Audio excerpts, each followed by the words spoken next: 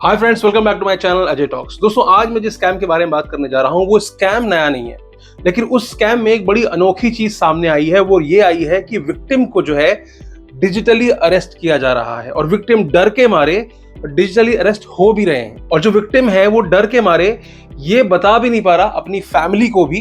Family के साथ है, साथ उठ बैठ रहा है, खा पी रहा है, लेकिन वो अरेस्ट मुद्रा में है, यानी कि उसको गिरफ्तार कर लिया गया है, वो भी डिजिटली। वो ये बात अपने घर में किसी को बता भी नहीं पा रहा है। इस तरह से विक्टिम को डरा दिया जाता है। तो आज का जो मामला है वो है सेक्टर 34 नोएडा का, जहां पर एक युवती को एक कॉल आता है telecom regulatory authority of India के नाम से कि हम यहां से बात कर रहे हैं और आपके नाम पर, आपके आधार कार्ड पर एक सिम इशू किया गया है और जिस सिम की वजह से जो है मनी लॉन्ड्रिंग का कोई एक स्कैम चल रहा है। ठीक है, तो उसमें लगभग 2 करोड़ का कोई स्कैम है जिसमें कि आपके नाम के आधार कार्ड से सिम इशू हुआ है। तो हम आपसे इसके लिए जो है जानकारी चाहते हैं। तो बंदी घबरा जाती है। ऑब्वियस सी बात है, कोई कॉल आपको आता है और आपको बताया जाता है कि आप मनी लॉन्ड्रिंग में इन्वॉल्व है, तो आपको डर लगेगा ही लगेगा।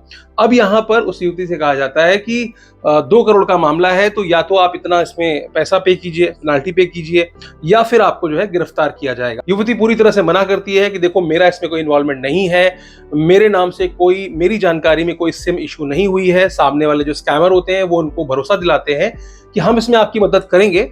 हो सकता है कि जाने अनजाने में आपके नंबर से या आपके आधार कार्ड से किसी ने नंबर इशू करा लिया और उसका गलत जगह पर इस्तेमाल किया जा रहा है। युवती पूरी तरह से डरी हुई है। फिर युवती को बताया जाता है कि हम आपकी मदद करेंगे, लेकिन आपको मुंबई आना पड़ेगा। हम मुंबई से बात कर रहे हैं, मुंबई के थाने में जो है ये कंप्लेंट रजिस्टर हुई है, तो आपको यहीं आकर के मामले को सेटल करना पड़ेगा। ऑब्वियस सी बात है, जब आप इसमें इन्वॉल्व नहीं है तो आपको एक डर भी लगता है और साथ में आप सॉल्यूशन भी ढूंढना चाहते हैं। आप उनसे पूछते हैं कि देखिए, मेरा इन्वॉल्वमेंट नहीं है, हाँ मैं आपके साथ सहयोग करने को तैयार हूं, लेकिन क्या कोई ऐसा रास्ता है कि यहीं से चीजें हो जाए, मैं यहीं के नियरेस्ट थाने में चली जाऊं, वहीं पर जाकर के अपना स्टेटमेंट दे दूं, मैं मुंबई नहीं आ सकती। ऑब्वियस सी बात है, कोई भी नहीं जाना चाहेगा। तब सामने से एक ऑप्शन आता है कि भाई देखो, ऐसा है कि आपको एक स्काइप कॉल की जाएगी। स्काइप कॉल के जरिए जो है हम आपसे आपका बयान ले लेंगे। तो जैसे ही युवती को स्काइप कॉल आती है, सामने से बकायदा पूरा सेटअप तैयार किया हुआ है पुलिस स्टेशन का, एक पुलिस वाले का कॉल आता है और बताते हैं कि देखो, ये रहा हमारा थाना और अब आप अपना स्टेटमेंट दीजिए। बकायदा स्टेटमेंट रिकॉर्ड की जाती है। फिर उसी सेटअप में से एक महिला जो है वो कहती है कि अब आपको साइबर क्राइम के द्वारा कॉल किया जाएगा, फिर क्राइम ब्रांच के द्वारा कॉल किया जाएगा, फिर उसके बाद जो है कस्टम विभाग के द्वारा भी उसको कॉल किया गया। अलग अलग डिफरेंट विभाग जो कि स्काइप पर ही बने हुए थे, कि अलग अलग लोगों ने बकायदा उस बंदी से बात की, उसको 8 घंटे तक इन्वॉल्व रखा। उसके मोबाइल में एक ऐसा ऐप इंस्टॉल कराया गया जिसके थ्रू वो उनसे हमेशा संपर्क में रहे। स्काइप से आप लॉग आउट कर नहीं सकते। जब हम आपको चाहें आप कॉल कर सकते हैं, चाहे वीडियो कॉल हो, चाहे ऑडियो कॉल हो, या फिर हमारे टेक्स्ट मैसेज का भी जवाब आपको इमीडिएटली देना पड़ेगा। तो अगले 8 घंटे तक वो जो महिला है, वो जो युवती है, वो पूरी तरह से डिजिटल अरेस्ट में रही। ना तो उसने घर में किसी को बताया डर के मारे, और ना ही वो घर से बाहर निकली। और यही नहीं, मदद के नाम पर उस महिला से कि भैया आपको इस मामले से हम बाहर निकाल देंगे, 11,11,000 रुपए की ठगी इस युवती के साथ की गई। उसको ये बताया गया कि चूंकि मामला 2 करोड़ का है तो आपको लाखों रुपए इसमें देने पड़ेंगे फाइन के तौर पर, अगर आपको जेल जाने से बचना है तो। अब वो जो युवती थी वो उसी घर में है, सभी के साथ में है, बावजूद इसके वो किसी को नहीं बता पाई कि मैं किसी तरह के भी डिजिटल अरेस्ट में हूं या किसी भी तरह के हाउस अरेस्ट में हूं। हाउस अरेस्ट क्या होता है? आमतौर पर आपने सुना होगा, बड़े बड़े नेताओं को या बहुत सारे ऐसे जो क्रिमिनल्स होते हैं जो काफी सम्माननीय होते हैं या जिनके ऊपर कुछ प्रिकॉशनरी एक्शन लिया जाता है, उनको हाउस अरेस्ट में रखा जाता है। यानी कि वो अपने घर पे ही रहेंगे, पर वो घर से बाहर आ जा नहीं सकते। उनके कम्युनिकेशंस जो है काट दिए जाते हैं और बाकायदा एक टाइट सिक्योरिटी होती है। ठीक उसी तरह का यह मामला है कि आपको डिजिटली अरेस्ट किया गया। हालांकि ये पहला मामला नहीं था। इसका जो पहला मामला है वो अक्टूबर में आया था, जिसमें एक युवती को फरीदाबाद में 17 दिन तक हाउस अरेस्ट में रखा गया था। यहाँ तो 8 घंटे की बात थी, वहां पर 17 दिन तक हाउस अरेस्ट में रखा गया था। और वो जो युवती थी वो IT एक्सपर्ट थी। उस केस में भी ऐसा हुआ था, एक अननोन नंबर से कॉल आया, उनको बताया गया कि भैया आपके नाम से कोई कोरियर जो है वो कंबोडिया भेजा जा रहा है और जो कोरियर है उसके अंदर कुछ नशीला पदार्थ पाया गया है जो कि इंडिया में बैन है। साथ ही आपका एक आधार कार्ड बरामद हुआ और आधार कार्ड के हिसाब से एक नकली पासपोर्ट भी बरामद किए हैं। तो जो कोरियर है वो कस्टम डिपार्टमेंट ने पकड़ा है और अब आपको लखनऊ आकर के इसका जो है मामले में इन्वेस्टिगेशन में सहयोग करना पड़ेगा और आपको जेल भी हो सकती है। उसको बताया गया कि 1.5 करोड़ का फाइन है, अगर आपको मामला रफा दफा करना है तो आपको 15 लाख रुपए तो देने ही होंगे। मैं आपको बता दूं कि वो महिला कुछ ही दिनों बाद कनाडा जाने वाली थी, जैसे तैसे करके 2.5 लाख रुपए अरेंज करके दिए। लेकिन सोचने वाली बात यह है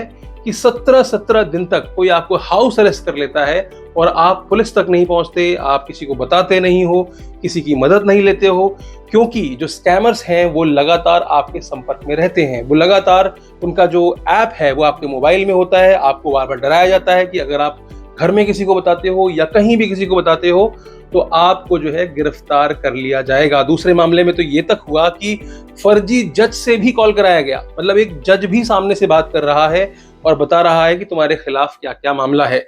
यहाँ पर यह भी होता है कि कोई ना कोई अधिकारी आपसे बताता है कि ये तो पहला मामला था, दूसरा एक और मामला आपके नाम पर निकल आया है जिसमें कि हमने एक तस्कर को गिरफ्तार किया है और वो ये बता रहा है कि आपके नाम पर ह्यूमन ट्रैफिकिंग का भी केस है। तो कई तरह के केस आपके नाम पर डाले जाते हैं। एक झूठी एफआईआर दिखाई गई आपके खिलाफ, उनको झूठी एफआईआर भेज दी गई साथ में, और इससे क्या होता है कि जो विक्टिम होता है वो डर जाता है और ये पूरे डर का खेल होता है कि बंदा लाखों रुपए जाकर के स्कैमर के बताए हुए अकाउंट में जमा कर देता है। तीसरा एक और मामला ऐसा हुआ था जो शायद मुंबई का था, उसमें स्कैमर पकड़े भी गए थे, स्कैमर बिहार से पकड़े गए थे और उन स्कैमर्स ने बकायदा एक पूरा सेटअप बनाया हुआ था। उस सेटअप में बकायदा पुलिस का गेटअप लेकर के वो बैठते थे, बकायदा उसमें पुलिस अधिकारी से लेके और सब पूरा जो लगता है ना पीछे सारे महापुरुषों की फोटो लगाना, ये पुलिस वो पुलिस, सब कुछ सारा सेटअप लगाया गया था। अब पकड़े कैसे गए वो भी एक इंटरेस्टिंग स्टोरी है। उसमें क्या हुआ कि जो स्कैमर्स होते हैं वो आमतौर पर फर्जी सिम कार्ड का, यानी कि फर्जी डॉक्यूमेंट्स के आधार पर लिए हुए सिम कार्ड का उपयोग करते हैं। उसमें एक लड़का फंसा था, उसने जो है कुछ 3 लाख रुपए इसी सब में दे दिया। जब उसको डराया गया 3 लाख रुपए दे दिए तो मामला कुछ इस तरीके से बना कि जब वो पुलिस स्टेशन गए, उन्होंने जाकर कंप्लेंट की तो पुलिस ने सबसे पहले क्या जांच की, उस नंबर की जांच की। भाई ये नंबर कहाँ से ऑपरेट हो रहा था, ये नंबर की लोकेशन क्या थी, इस नंबर के जो भी आधार कार्ड वगैरह जो एसोसिएटेड थे, जब उनके बारे में पता किया गया तो वो सब नकली निकला। अब इन्वेस्टिगेशन कहीं ना कहीं आकर रुक गई। अब यहाँ पर क्या हुआ कि जब उस नंबर की जांच की जा रही थी कि उनसे किसको किसको कॉल किया गया, तब जो है एक नंबर ऐसा निकल करके आया जो कि किसी चाय वाले का था। अब वो चाय वाले को जब कॉल किया तो पता चला कि वो चाय वाले ने बताया कि हाँ ऐसे ऐसे कुछ ड्रामा कंपनी वाले हैं जो कि सामने ही कहीं रहते हैं और हमारे यहाँ से चाय लेकर जाते हैं। तो यानी कि एक कॉल की वजह से उस मामले में तो स्कैमर पकड़े गए थे, क्योंकि उन्होंने गलती करी थी कि उसी नंबर से जिससे कि वो विक्टिम को कॉल करते थे, उसी नंबर से सिर्फ एक बार एक चाय वाले को कॉल कर ली थी। इसके अलावा उन्होंने कोई भी प्रूफ नहीं छोड़ा था। और जैसा कि मैं हर वीडियो में बताता हूं कि जितने भी ये अकाउंट नंबर इस्तेमाल करते हैं जिनमें इन पैसों को ट्रांसफर कराया जाता है, वो सारे जो अकाउंट नंबर होते हैं वो आमतौर पर फर्जी होते हैं। फर्जी इन द सेंस मतलब जिनके डॉक्यूमेंट्स लिए गए हैं उनको पैसे दे करके 10,000 20,000 रुपए या 1 लाख रुपए दे करके उनसे उनके डॉक्यूमेंट्स ले लिए जाते हैं और उसके आधार पर बैंक अकाउंट खुलवाया जाता है।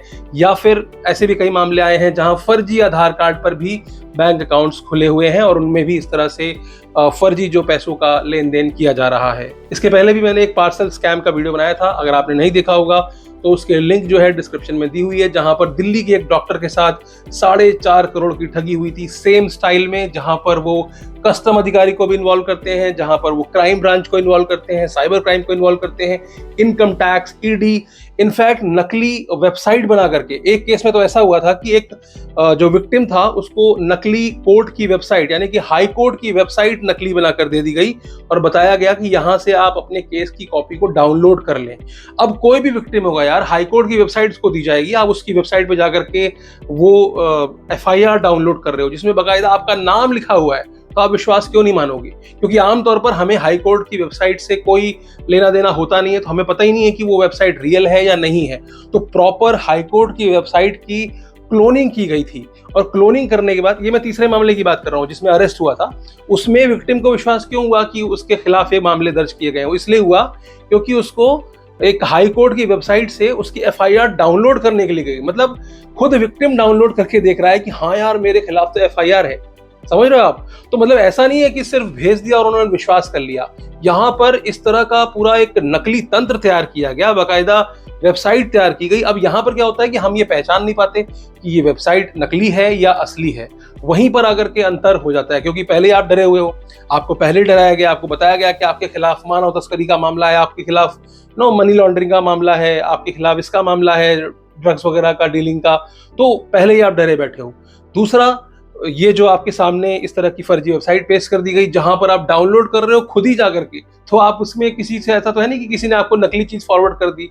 हाँ, यहाँ पर वेबसाइट फर्जी थी, ये पता नहीं पड़ पाया उनको, जिसकी वजह से वो उनके झांसे में आ गए और अपने केस को रफा दफा करने के लिए उन्होंने 3 लाख रुपए दे दिए। अब इन केस में क्या होता है, आमतौर पर ये लोग शुरुआत में तो आपको मामला बताते हैं, बाद में सेटलमेंट के नाम पर पैसे लेते हैं। तो सेटलमेंट के नाम पर डराते हैं कि नहीं नहीं देखो, आपके ऊपर रेड पड़ जाएगी, आपको गिरफ्तार कर लिया जाएगा, अगर बचना है तो अभी करना पड़ेगा और साथ में आपको कनेक्टेड रहना पड़ेगा जब तक कि आप पैसे नहीं देते हो। और ये बार बार अलग अलग अकाउंट से पैसे लेते रहते हैं, डराते रहते हैं, आप भी अरेंज करते रहते हो और आसपास किसी को नहीं बताते हो। तो यहाँ पर मैं आपको बताता हूँ, डरने की बिल्कुल जरूरत नहीं है अगर आपने कुछ गलत किया ही नहीं है, क्योंकि ये तीनों विक्टिम शुरू से जानते थे कि आपकी कोई गलती तो है नहीं। अगर आपके नाम से कोई फर्जी आधार कार्ड लेकर के या कोई एक फर्जी पासपोर्ट लेके घूम रहा है या कोई फर्जी सिम निकल गई है, आपके इन्वॉल्वमेंट को तो प्रूव नहीं किया जा सकता ना।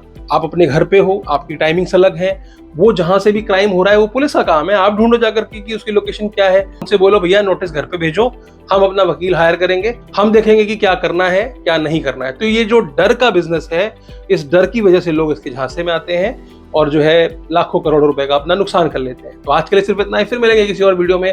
अगर आप चैनल पर नए हैं तो चैनल को सब्सक्राइब कर लीजिएगा, वीडियो अच्छी लगी हो लाइक कर दीजिएगा, अगर इन्फॉर्मेटिव लगी हो वीडियो तो अपने दोस्तों रिश्तेदारों तक शेयर जरूर कीजिएगा। आज के लिए सिर्फ इतना ही, वीडियो में अंत तक बने रहने के लिए आपका बहुत बहुत शुक्रिया।